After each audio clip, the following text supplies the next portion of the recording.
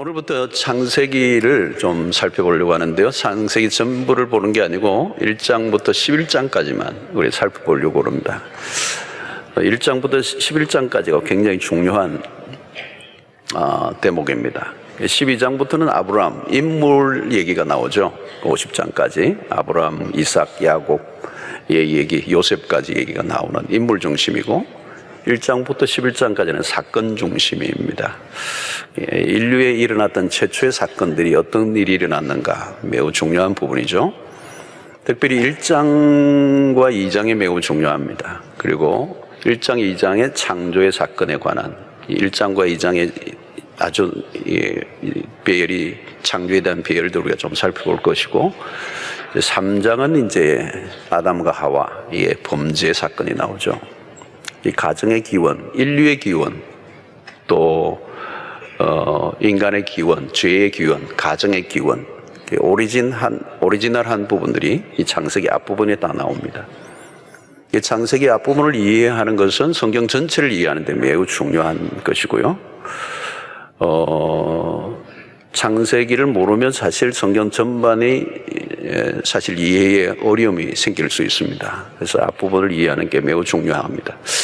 그런데 이 창세기는 굉장히 논쟁이 많은 부분입니다. 논쟁이 많고 특별히 무신론자들이 집중적으로 공격하는 부분이 이 창세기 1장이죠. 무신론자 또 진화론자들의 오늘날 팽팽한 논쟁이 벌어지는 부분이 창세기입니다.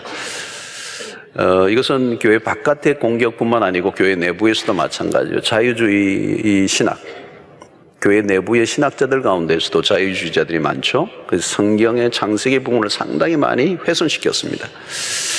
우리가 우리 교회는 이제 보수주의 교회의 보수적인 입장을 이제 취하고 있습니다. 그래서 성령에 영감으로 기록된 말씀으로서의 이 성경 자체의 권위를 인정하면서 논쟁적인 부분을 최소화하고 논쟁할 이유도 없고 우리는 성경 자체에 관심을 갖고 이 성경 본문을 가지고 우리에게 주시는 메시지가 뭔지를 이제 찾아보고 은혜를 받으려고 그럽니다. 자, 언제나 우리는 이 기원의 문제가 매우 중요하죠. 어디에서 누가 출발했느냐, 기원의 문제입니다. 상담을 해봐도 어떤 가족들을 이제 이렇게 만나서 대화를 해보면 문제를 지금 일어난 문제가 아니에요. 그 문제를 거슬러 올라가야 돼요. 부부가 함께 살아도 이 남녀의 문제가 아니고 그 각자가 가지고 있는 삶의 배경의 문제죠, 사실은. 성격 차다, 무슨 문화적 차이다, 얘기할 수 있지만, 그슬로 올라가면 그 집안의 문제거든요. 살아온 삶의 배경. 그 남자도 여자도 그 삶의 배경이 하루아침에 만들어진 게 아니죠. 또 그슬로 올라가면 또 할아버지도 갈 수 있고, 또 그슬로 올라가면 그 끊임없는 이제 그런 어떤 현상이 일어날 수밖에 없었던 이유를 찾아내는 것입니다. 그게 뿌리의 문제입니다. 그래서 오늘 이 창세기는 우리의 인간의 뿌리, 역사의 뿌리, 또 인류의 어떤 기원에 관한 문제를 살펴보아야 되는 문제이기 때문에 매우 중요한 부분이라고 할 수가 있겠습니다. 자, 오늘 왜 이 창세기를 제가 이렇게 연초에 가지고 이제 말씀을 나누려고 하는가 하면 오늘 우리 시대가 굉장히 혼란한 시대입니다. 그래서 이런 인생의 목적과 의미를 상실해버린 문명은 발달해 가는데 사람들은 더 허무하고 절망해 가는 그 안에는 뭐가 있느냐, 우리의 인생의 의미와 목적을 정확하게 알지 못하기 때문에 바쁘고 정신없을 때는 돈 벌기 위해서 노력하고 달려갈 때는 그게 없었는데 어느 날 우리가 어느 순간에 우리가 밀려오는 인생의 허무, 절망, 오늘 과거에 비해서 얼마나 우리가 잘 삽니까? 근데 그 이전보다 훨씬 더 많은 우울증을 겪고 훨씬 더 많은 사람들이 자살 충동을 느끼고 있고 실제로 자살을 하고 이런 우리의 삶의 문명이 갈수록 그 문명의 끝을 갈수록 더 불행해지고 어려워지는 이유가 뭐냐? 기원을 좀 쳐다봐야 된다는 거예요. 우리의 오리지널한 우리의 본래의 모습이 무엇이었는가? 왜 어디에서 고장이 났는가? 이 건물이 이제 문제가 생기면 우리 이런 예배당에도 복잡한 이 동선이 많죠. 뭐 전기선이든 뭐 여러 가지 배수 처리든 어마어마한 이 설계 도면을 봐야 되죠.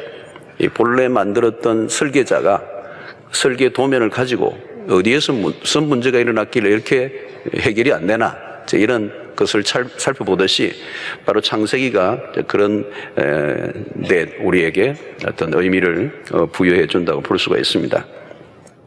창세기는 우리가 잘 아는 것처럼 모세 오경입니다. 이 토라라고 하는 창세기, 출애굽기, 레위기, 민수기, 신명기라고 하는 이 5권의 이 책의 첫 부분입니다. 그래서 우리가 모세가 일반적으로 기록됐다라고 하는 것으로 우리가 알려져 있고요.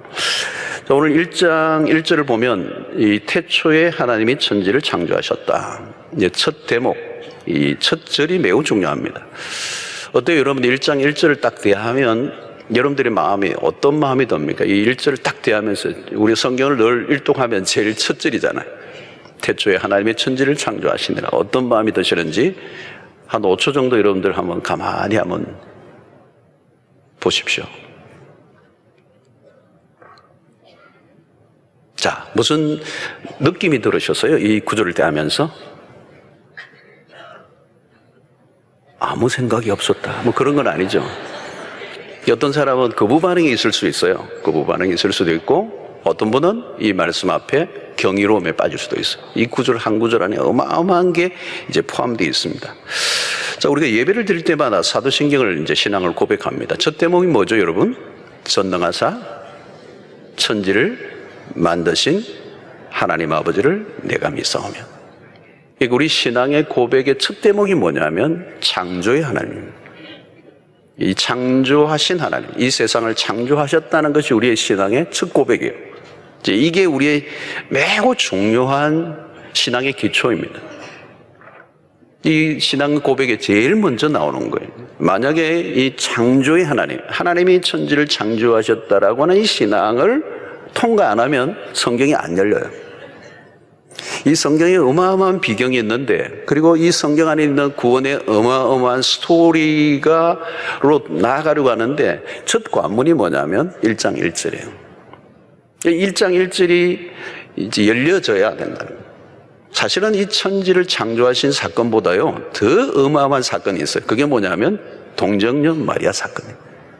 하나님이 인간이 되시고 여인의 배를 빌어서 생물학적 방식이 아닌 창조의 방식이에요. 여인의 빌어서 하나님이, 우주보다 더 크신 하나님이 인간의 여인의 배에 들어와서 우리의 구원을 이뤄내시는 이 사건은 1장 1절 사건보다도 더 큰 사건이 사실은.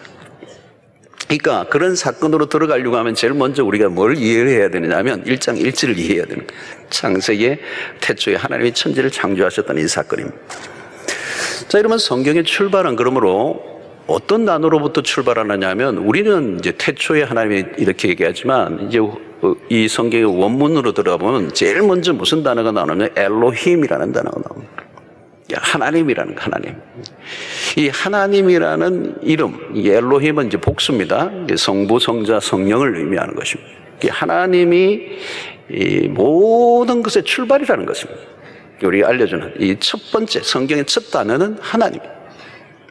하나님은 당신의 존재를 알리시는 거죠. 그래서 모든 존재의 근원이 되신다. 이런 창세기, 출애굽기를 보면 모세에게 하나님이 나타나시죠.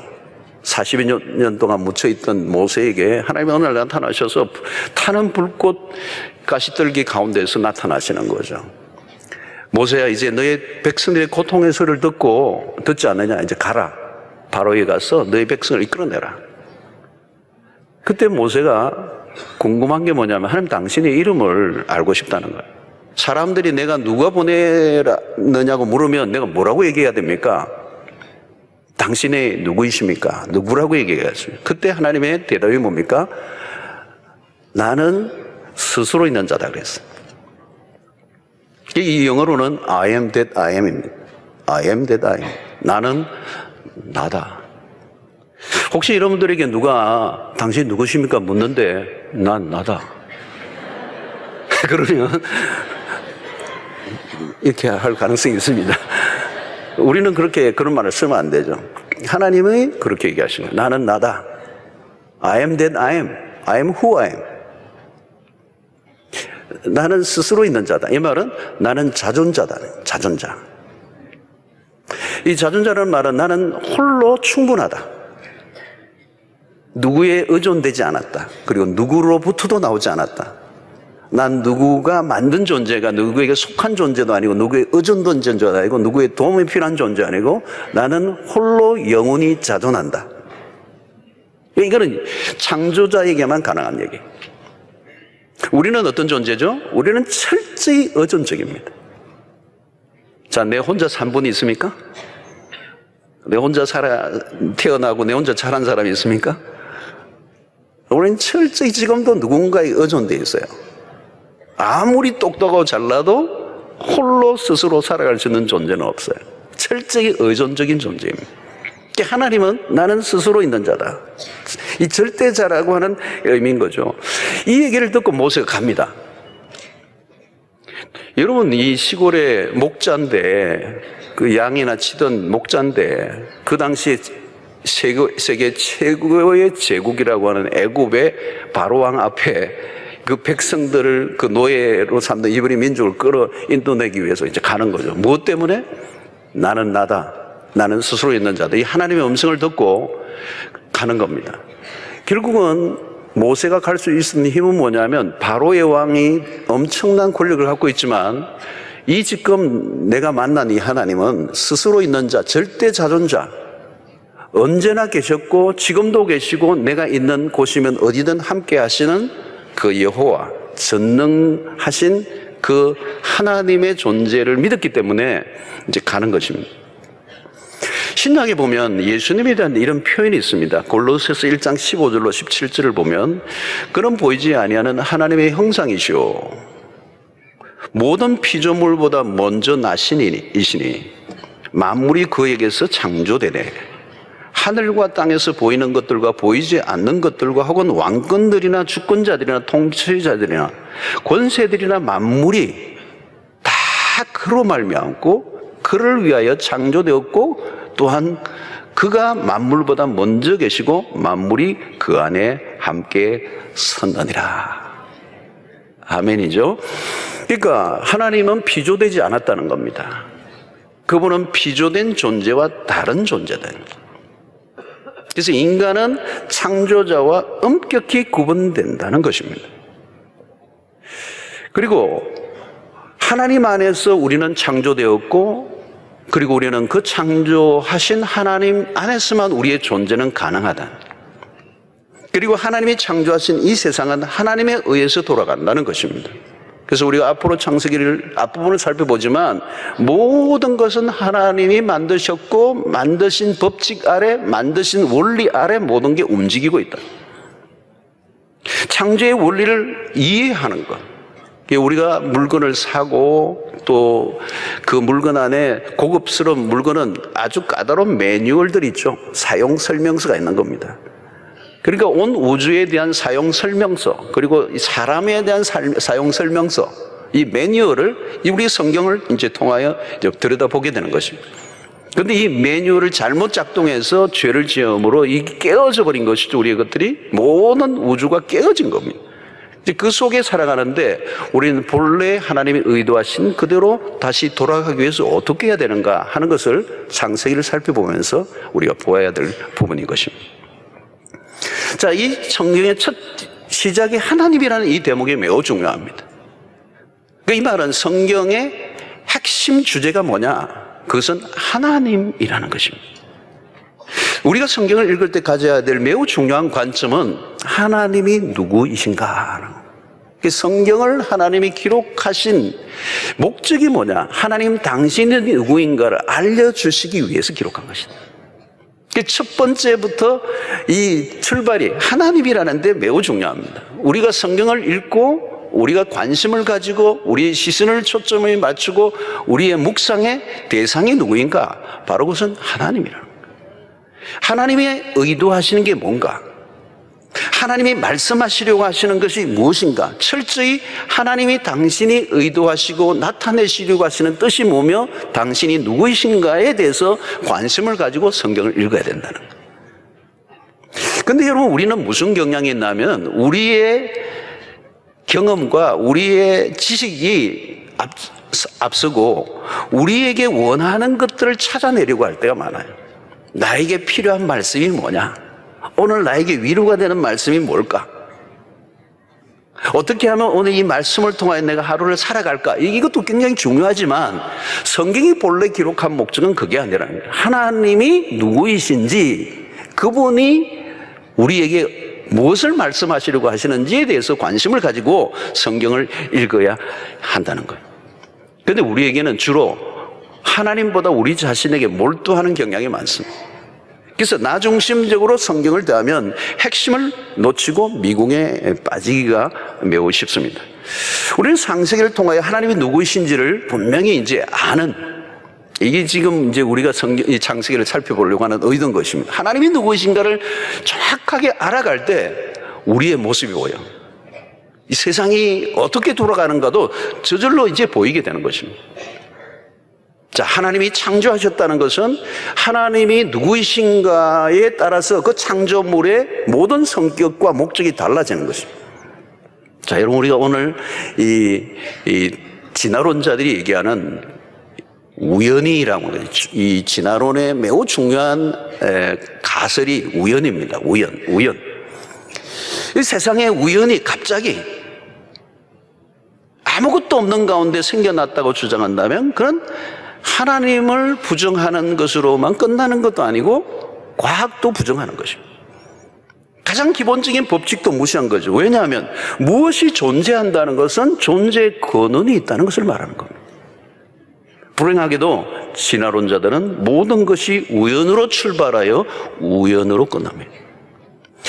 과연 인간은 우연의 산물일까라고 하는 것입니다. 자, 우리가 우연히 인간으로 태어났다면, 우연히 어느 날 자라다가 우연히 어느 날 가다가 우연히 남자를 만나고 여자를 만나서 눈이 맞아서 우연히 결혼을 하게 되고, 우연히 또 애 낳고, 우연히 돈을 벌다가 또 우연히 실패도 하다가 우연히 어느 날 병에 걸려 어느 병에 걸려서 우연히 어느 날 죽게 되었다면 그것은 코미디 같은 거예요. 존귀한 인간의 운명이라고 말하기가 어렵다는 것입니다. 오늘 이 태초에 하나님이 천지를 창조하셨다라고 하는 이 분명한 출발. 자, 여기에는 돌고 도는 시간의 개념이 아니라 태초는 시간의 시작이 분명히 있었다. 그 시작은 하나님이 하셨다는 거예요. 자, 오늘 보면 이 앞에 꽃꽂이를 했는데 여기에 보면 오늘 놀랍게도 이 설교 짜맞춘 건 아닌데 이게 희한하게 알파 오메가 딱 만들어졌어요. 이 알파와 오메가, 시작이 있고 끝이 있다. 이 꽃꽂이 하신 분들에게 감사를 드립니다. 이 시청각적 자료를 확실하게 갖다 주셨어요. 여러분, 시작이 있다면 끝이 있다는 겁니다. 태초에 무엇이 있었는가? 하나님이라는 존재라. 그런데 하나님은 태초에 계신 게 아니고 태초에 이전에도 계셨다. 왜요? 하나님은 영원하신 하나님이에요.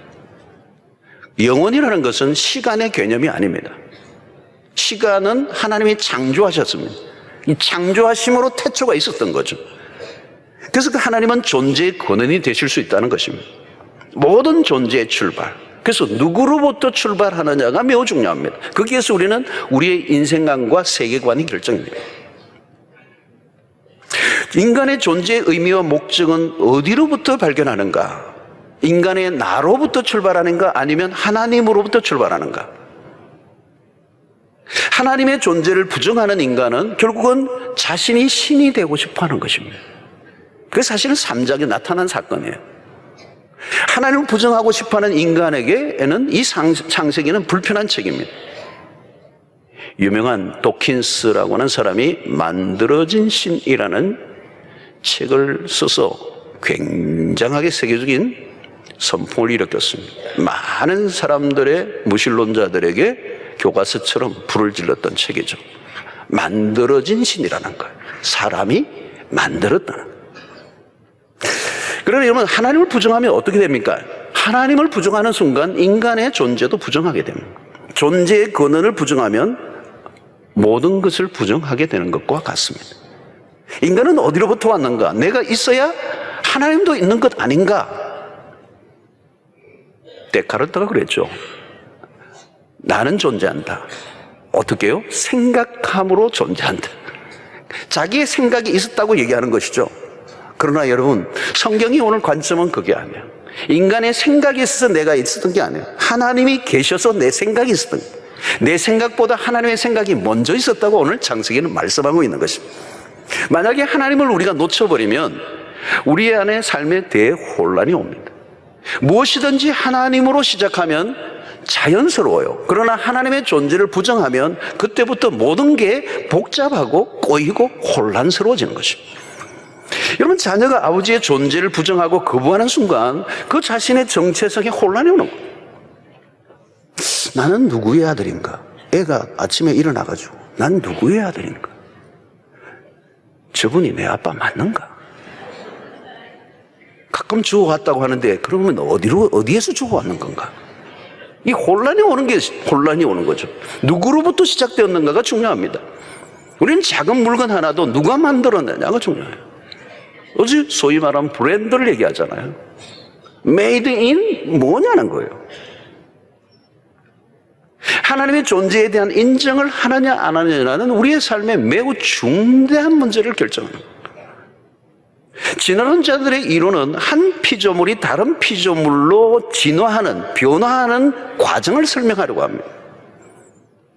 문제는 생명의 기원에 대해서는 타당한 설명을 진화론에서 제시한 적이 없다는 거예요. 설명한다 해도 생명의 기원을 과학적으로 설명한다는 것 자체가 불가능한 일이라는 거예요. 그래서 진화론의 핵심 중에 하나는 추론을 한다는 거예요. 추론은 사실이 아니고 가정을 하는 것입니다. 그래서 가정에서 가정으로 연결되는 이 진화론의 그 진정한 생명의 근원을 확인할 길이 없는 것이죠. 만물의 존재에 대한 설명은 과학적 설명이 아니라 하나님의 존재가 곧 설명이에요. 그냥 어느 순간 우연히 태어났다면 의미를 찾을 수가 없습니다. 의미가 없다면 목적도 없습니다. 사람이 열심히 살다 어느 순간 허무가 밀려오고 절망이 찾아오면 감당을 하지 못해요.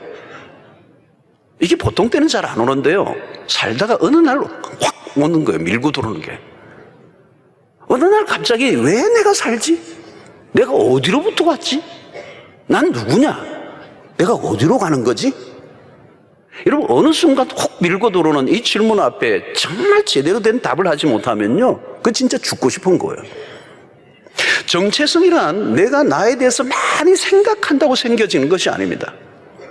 하나님 안에서, 하나님이 나에 대해서 품고 있는 그 생각을 내가 발견하게 될 때 정체성이라는 게 생기는 것입니다. 여러분, 아이에게 공부를 열심히 하라고 말하는 것보다요, 삶의 의미와 목적을 정확하게 알게 해주는 게 중요합니다. 우리 교회 철야 때마다 우리 아이들이 나오는데 제가 아이들을 귀하게 여기는 게 뭐냐면, 막 몰아가잖아요. 공부를 해야 된다고. 해야 대학 간다고. 대학 가야 맞죠. 근데 왜? 라고 하는 더 높은 차원의 궁극적인 질문에 대한 답은 안 해주고 그냥 몰아가니까 애들이 미치는 거예요. 화가 나 있는 거.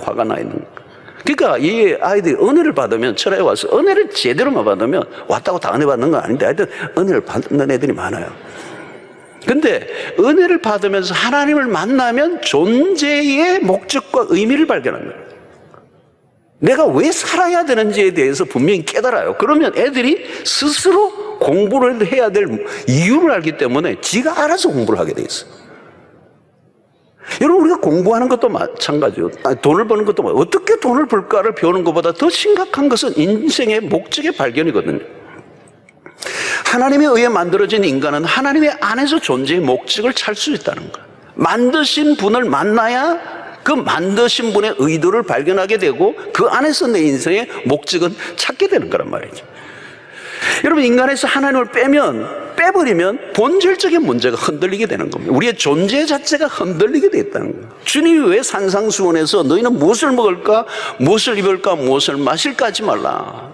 이 송구영신 예배 때도 이번에 설교를 했잖아요.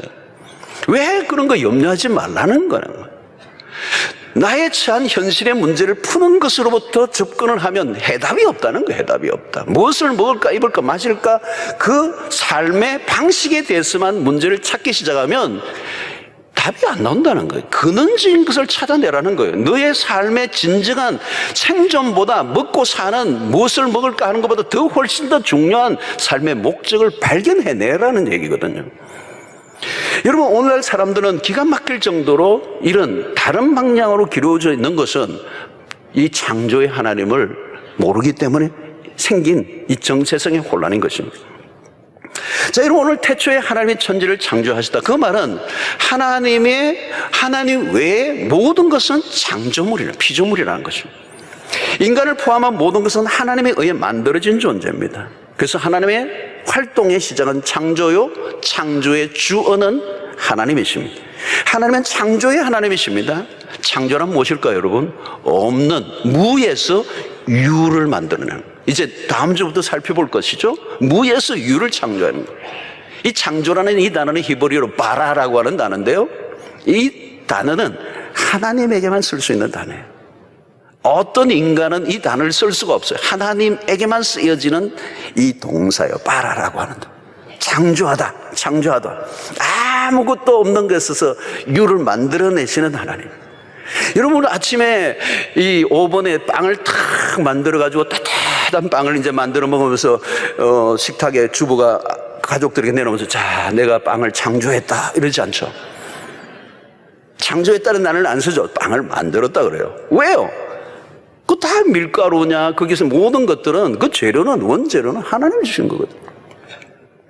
자동차를 기가 막히게 인간이 만들지만 내가 자동차를 발명했다는 하지만 창조했다는 말은 아니에요. 컴퓨터를 창조했다 이렇게 얘기하잖아요. 왜? 그 모든 원재료는 하나님이 만드신 것로부터 만들었기 때문에 창조라는 단어는 우리가 쓸 수가 없는 거죠. 여러분, 오늘 여기서 우리가 매우 중요한 것은 아무리 인간이 대단한 일을 한다 할지라도 여전히 미숙하고 완전하지 않아요. 그러니까 창조자와의 피조물의 엄격한 차이입니다. 그 인간은 모든 것은 창조를 흉내내는, 모방하는 아주 미숙한 모습이죠. 여기서 우리는 창조자와 피조물의 거대한 간격을 보게 됩니다. 무한과 유한의 차이는 거대하다고 표현하기도 부족해요. 창세기는 창조의 모든 것을 알려주는 책은 아닙니다. 그러나 이 기록의 목적을 통하여 하나님이 얼마나 위대하신, 그리고 인간과 차별을 두는 존재인가를 알려주는 겁니다. 인간은 피조물입니다. 인간은 신이 될 수가 없어요.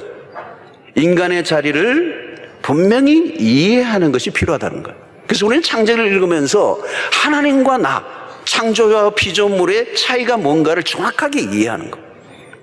그래서 여러분, 에덴 동산에 이 선악을 알게 하는 나무를 따먹지 말게 하라라고 하는 이 나무를 세우던 이유는 창조자와 피조물의 차이를 확인하게 해주는, 그게 뭐 대단한 것이라고 이 때문에 그렇게 먹지 말라고 한 것이 아니라 창조자와 피조물의 차이가 무엇인가를 경계선을 알려주기 위한 하나의 나무였어요. 자, 그런데 인간이 바로 그 피조물의 위치를 잊어버린 거죠. 하나님이 되려고 한 겁니다. 위치 이탈을 한 것입니다. 창조주와 피조물이 얼마나 다른가. 여러분, 오늘 우리가 하나님에 대한 우리의 태도가 그런 것입니다. 창조주에 대한 우리의 태도. 우리는 피조물이에요, 여러분. 그분에 의해서 지음을 받았어. 아이를 기르다가 보면 아이들이 이렇게 좀 크잖아요. 요만한 핏덩어리를 같은 애가 애지중지해서 키웠더니 어느 날 이제 사춘기 좀 되면 말이죠. 이제 지가 막 이제 힘도 세고 커지니까 엄마가 한 대 때리려니까 팔목을 딱 잡는 거예요. 엄마 왜 이랬어요? 딱 목소리도 굵직하게 해가지고 안 나 그러는데 이길 길이 있나요? 뭐 막 대들고 그러잖아요. 그때 며칠 또 엄마가 들어눕는 거예요. 엄마만 그러냐요? 아빠한테 대들기도 해요. 여러분, 애들이 자꾸 산책기 되면 아빠하고 발질 맞아 그래요. 지는 순간 이제 깨갱하는 거예요. 이제 한 시대가 간 거예요. 근데 아들은요, 끝까지 이길 때까지 하자고 그래요.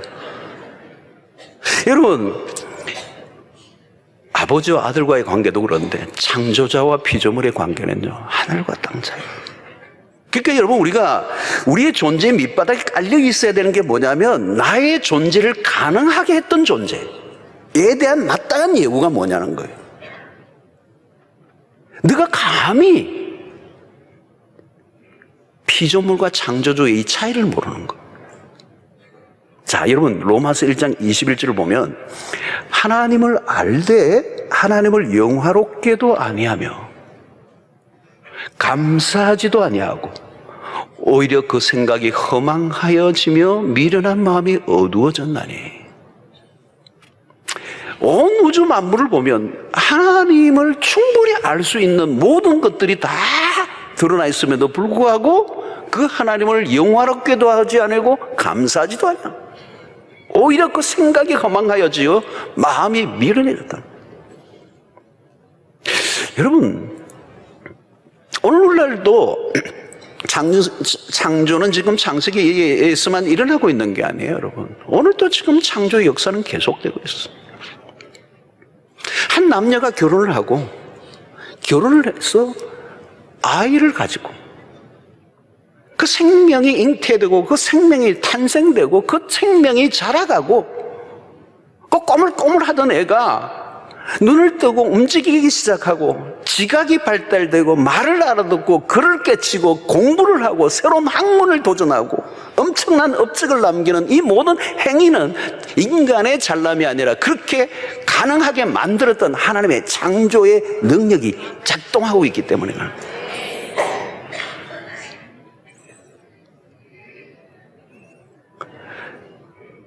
이런 하나님의 창조는 지금도 계속되고 있는 것이죠. 그 하나님의 창조는 얼마나 놀라운 것인지.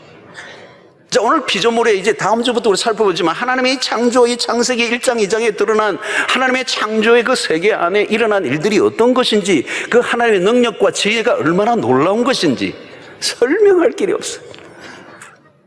여러분, 이 하나님의 태초에 천지를 창조하셨다는 이 말은 천지, 하늘과 땅을 창조하셨다는 이 말은 하늘과 땅뿐만 아니라 하늘과 땅의 사이에 있는 모든 공간의 모든 것을 다 하나님이 창조하셨다는 얘기예요. 이 공간의 문제, 공간을 채운 얘기가 이제 이 창조 안에 들어가 있죠. 여러분, 피조의 세계가 얼마나 큰지 이것도 알 길이 없어요, 여러분. 어떤 분은 수영록에 이 안에 들어오면서 와, 교회 크네. 이 크다는 얘기가요,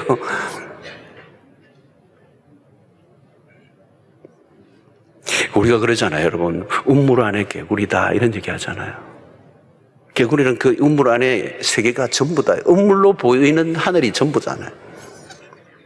여러분, 우리 지구가 크죠, 사실은. 지금도 비행기, 인천공항에서 비행기 타고 뉴욕을 가려고 하면 시속 900km로 달리는 그 비행기가 밤새 달리고 한 15시간 가야 뉴욕 존 F 케네디 공항에 도착을 해요.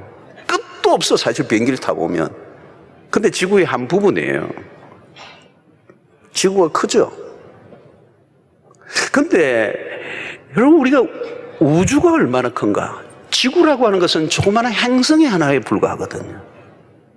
우주의 크기는 얼마나 큰가?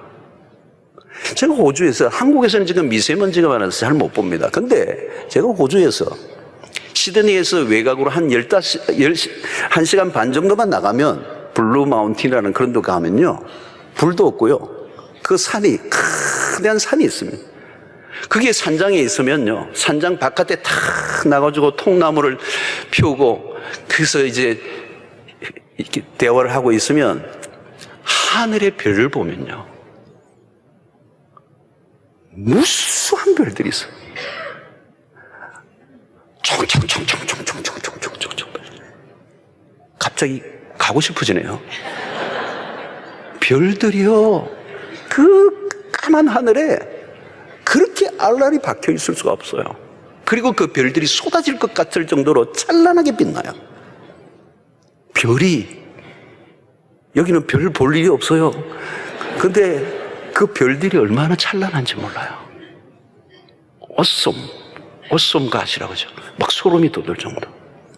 그리고 우리가 일반적으로 과학자들이 얘기하는데 육안으로 볼 수 있는 별이 일반적으로 맑은 밤하늘에서 한 10,000개 정도 볼 수가 있대요. 글쎄요, 저는 이 시대에서 볼 때는 10,000개 더 될 것 같아요. 어마어마해요. 그렇게 여러분, 아브라함에게 장막에서 나오게 하고 너가 나와봐라 그래서 아브라함 보고 하늘을 봐라. 뭐가 보였냐? 별이 보입니다.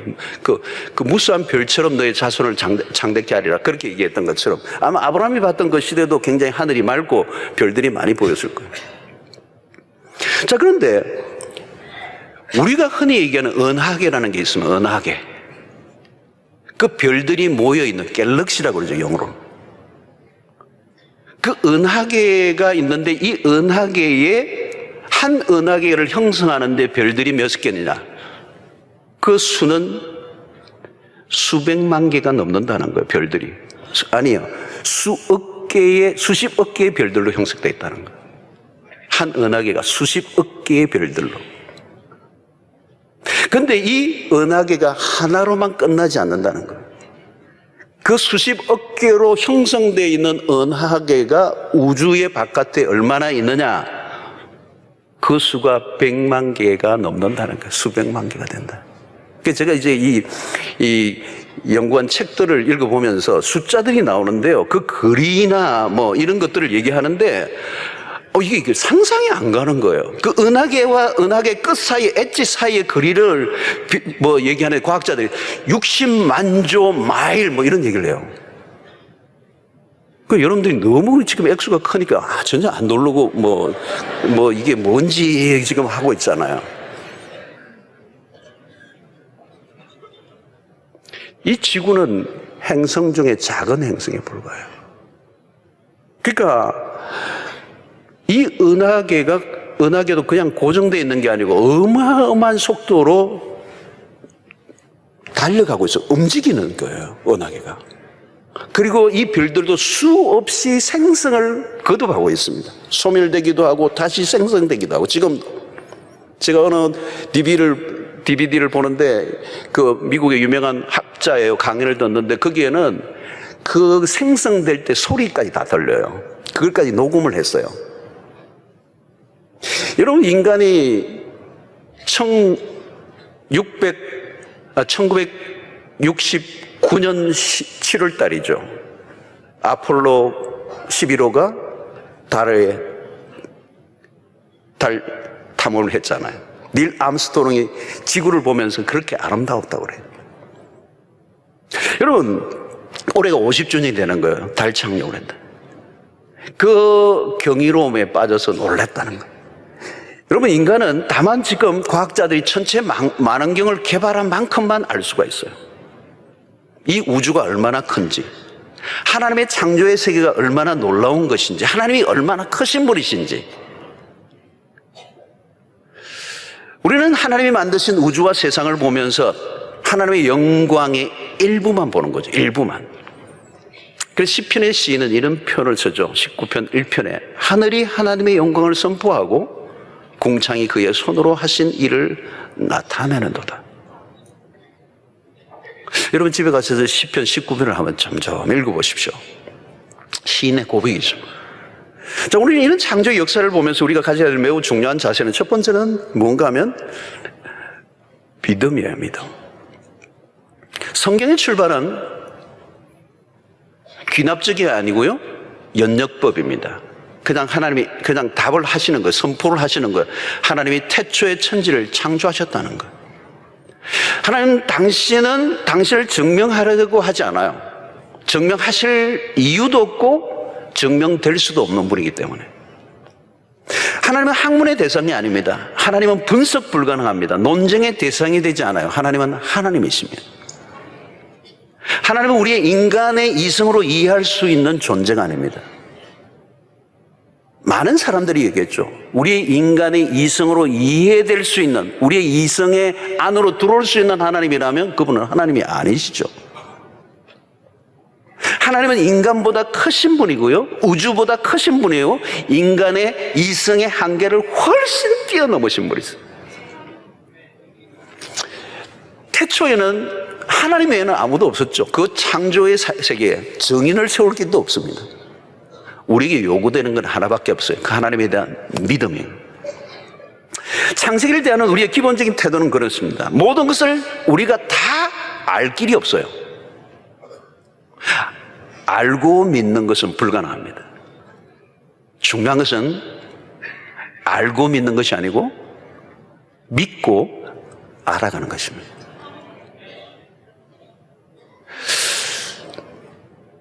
아무리 많은 증명을 가지고 호소한들 믿지 않으려고 하면 소용이 없는 거죠. 하나님은 우리의 이해를 구하실 필요가 없는 분입니다. 잘못이 있다면 우리의 편이에요. 하나님의 편에 있지 않습니다. 우리는 지성을 굉장히 신뢰해요. 지성을 우상화해요.